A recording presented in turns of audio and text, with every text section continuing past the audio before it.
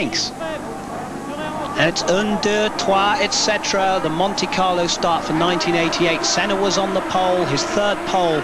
Prost started badly yet again, and Berger got ahead of him into second place. So Prost down in third. There's Mansell going through, and Nelson Piquet crunched his nose on the back of Derek Warwick. That's many times this season that Warwick has been pushed off, and somebody else off into the barrier. It's Alex Caffey. He went off, but I think Prost is stuck down in third place, Sterling.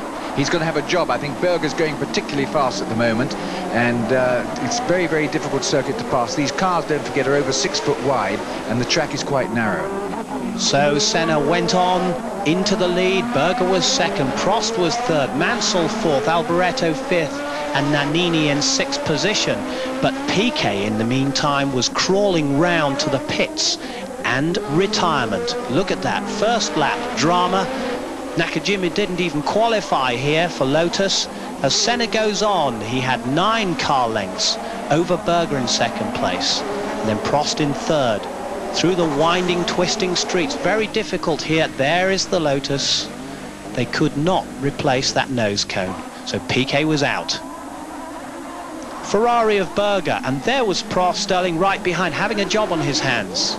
Yeah, well, this is not to be surprised. I mean, this particular circuit is very, very difficult, and both these cars have got turbos and obviously got them turned right up. And although he could draw alongside, he just couldn't quite get the edge to get past him. Prost looking for that second place. In the meantime, that was Oscar Larari, shedding some skin from his Eurobrun, shedding his nose cone.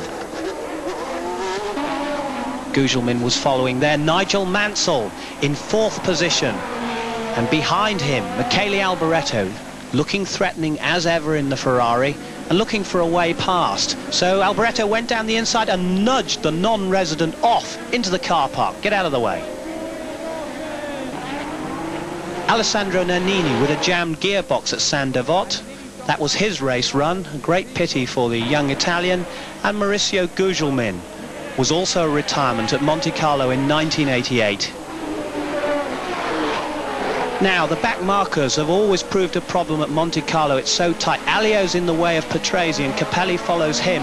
Alio moves across to get out of the way, but this is what happened. Patrese nudged him, and Alio painfully off into the barrier. Sterling, take us through that one.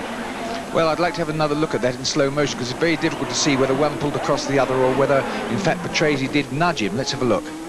Eric Nalio is trying to get out of the way of Patrese, actually, and Patrese, though, is committed down on the inside line, locked up, as you could see, hit Alio, and now, luckily, didn't hit him again. But I'm afraid Alio's had it straight in the wall. Capelli had a grandstand view of that, but Alio, fortunately, after that very bad crash, was all right. A little bit pale, but nevertheless, okay. Prost in second place, ahead of Gerhard Berger now, and he has to start closing in on Senna, which he tried very hard. The two of them trading fastest laps in the process around this very tricky Monte Carlo track, and they eased off too much. Senna went off. This was the incident of 1988, where Senna thought he'd really blown it straight into the barriers. He was told to ease off by his team, and he lost concentration and into the barriers. The team did not hear from him till the next day. They didn't even know what had happened to the car. Well, they could see what had happened, obviously, but I think they wanted to have an explanation. Was it the car? Was it him? And there was Alain Prost heading for his fourth Monte Carlo win, and you won here 3 times, Sterling. Yes, and I can tell you it was never easy. You need to keep up the concentration 100% for the whole way, and that is not easy on a circuit of this type.